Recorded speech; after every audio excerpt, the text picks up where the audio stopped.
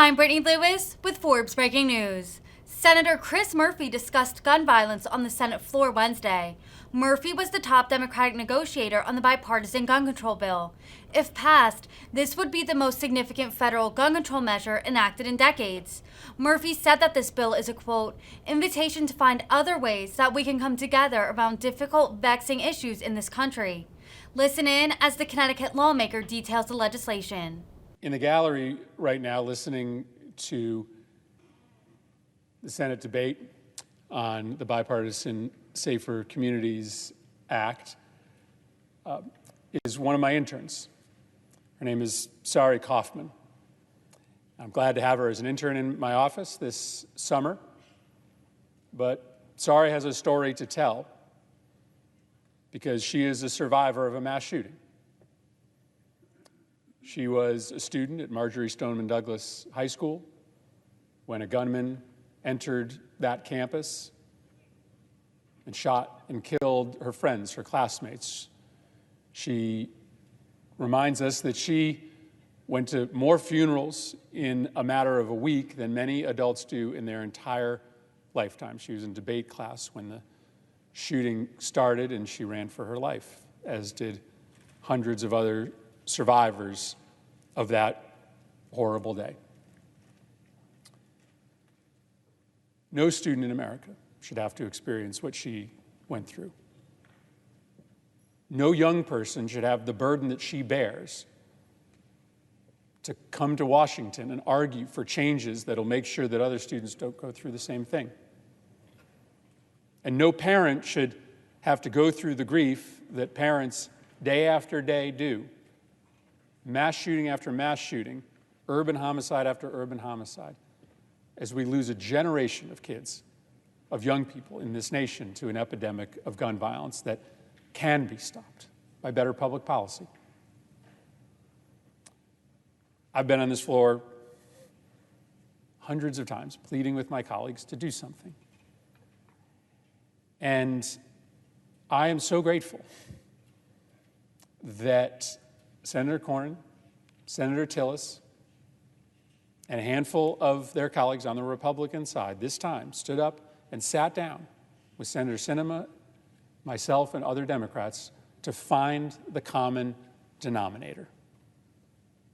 I'm here on the floor to talk a little bit more about what our piece of legislation does, but I agree with Senator Sinema. This is a moment where we have shown this country what is possible here in the United States Senate. I talked last night about the fear that families in Connecticut and all across the country felt in the wake of Buffalo and Uvalde, and that twin fear about what fate awaited their children, but also what fate awaited our democracy if we were unable to rise to this moment to deal with this existential challenge, the loss of life in schools, in shopping malls, in supermarkets. And while this compromise was hard-earned, every single day of the last 4 weeks proved to me what can happen in this body if we decide to come out of our political corners. And let me say that this moment that we are in today, on the precipice of passing the most significant piece of anti-gun violence legislation in the last 30 years, would not be possible if it was not for Senator Sinema. It would not be possible if it wasn't for her decision to sit down and help us find a path to what was possible. But it is also clear that without the leadership of Senator Cornyn, who's been through way too many of these tragedies in his state, and Senator Tillis, a strong supporter of Second Amendment rights, but also somebody who believes in this place finding a way to that common denominator, this day wouldn't be possible either. And so I want to talk for a few moments about what this bill does. Because there will be a lot of folks that focus on what it doesn't do. It certainly doesn't do all of the things I think are necessary to end the epidemic of gun violence in this nation. But it will save thousands of lives. There is no doubt about that in my mind. And in fact, I can make the argument that every single one of the provisions in this bill, in and of themselves, will save thousands of lives.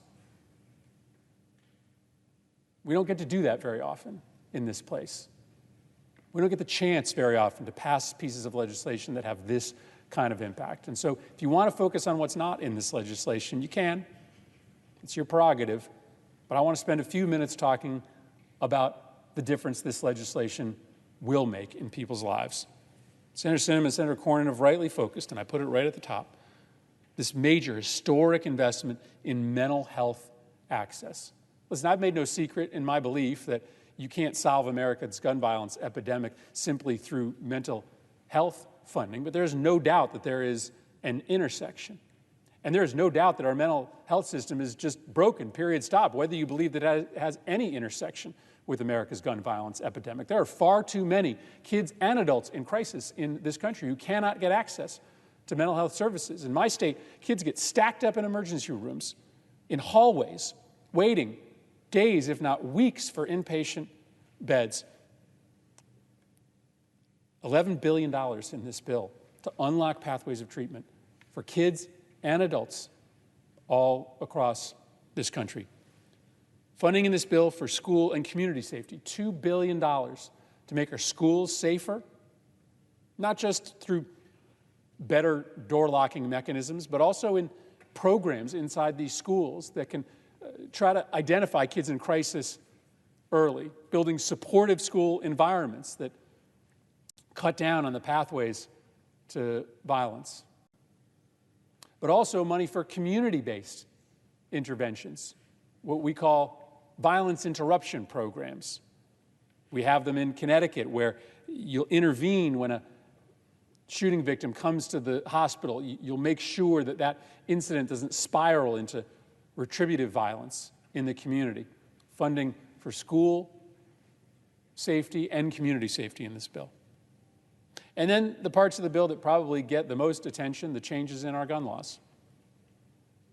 These crisis intervention orders, they do work. Not every state has them, and it was important to Senator Cornyn for money to go to every state, regardless of whether they have red flag laws. But if you have a red flag law or you want to pass one, you will be able to get funding through this bill, significant funding, to allow you to implement that red flag law better. There are states that have them, but they don't work very well because people don't know how to access them. Police officers, first responders don't know what to do when they see somebody in crisis, when they see somebody threatening violence to themselves. Well, now we'll have funding to help those states implement these laws that will allow for the authorities with court orders to be able to temporarily take deadly weapons away from people who are threatening to kill themselves or threatening mass violence.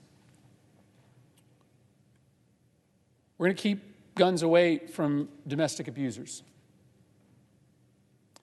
And we know that in states that make sure that every domestic abuser is not allowed to purchase or possess guns, that there is a significant impact on domestic violence. And so our bill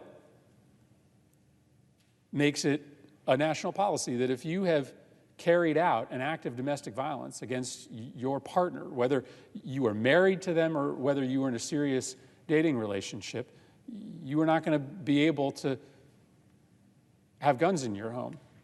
But because this is a compromise, we built in a process by which for those who have no previous records and those who keep their records clean, subsequent to the offense, can get those rights back.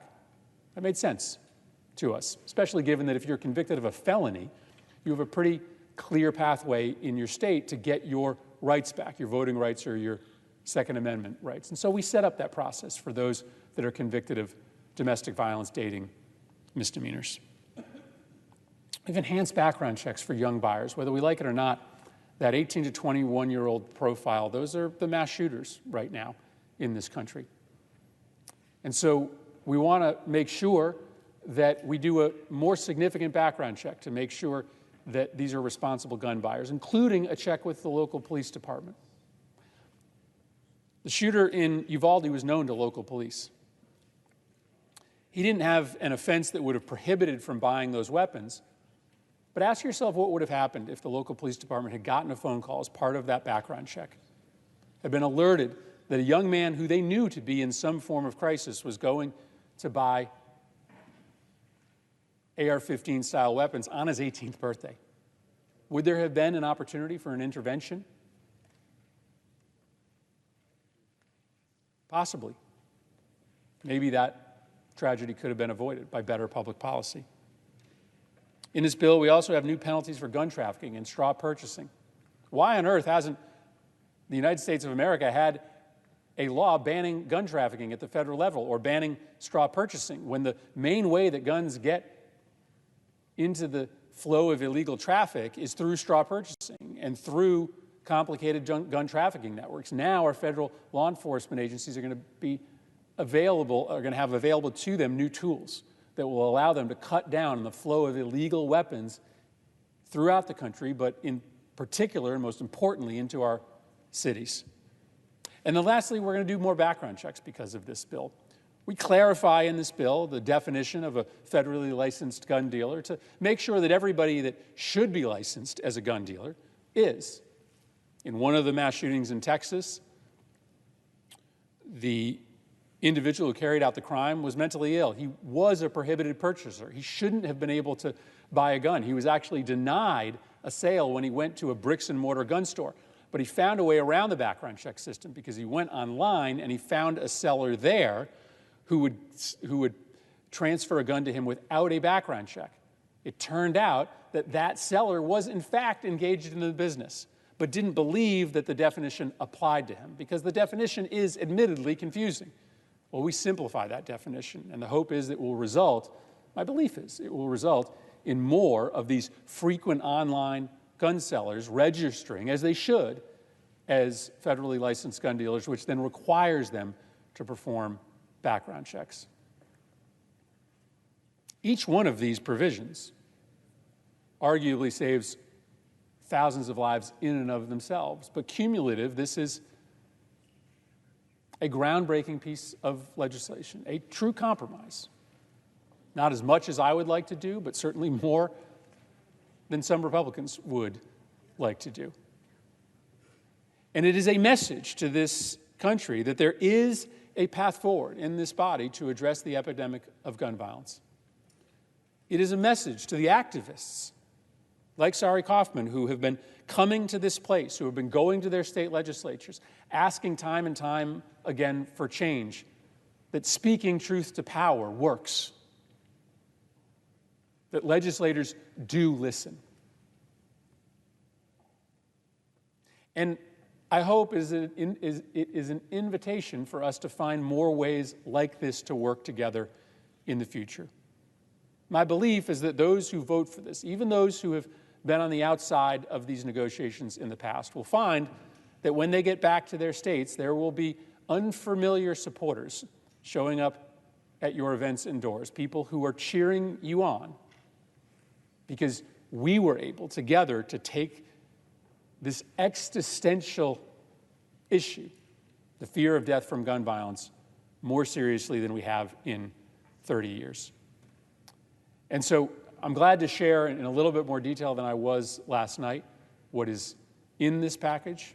I think that this is a week to focus on what we have done, not what we have left undone, and to accept this as an invitation to find other ways that we can come together around difficult, vexing issues in this country. I have a fourth grader, the same age as those kids in Uvalde. And I do not want him to grow up in a world in which he and his classmates have to worry about their survival when they walk into their school every day. I do not want to live in a world where survivors of these tragedies in school after school have to become advocates and activists in this cause. And while this bill doesn't solve America's gun violence epidemic, it certainly shows that we have a potential to work together on these difficult, vexing challenges in a brand new, life-saving way. I yield the floor.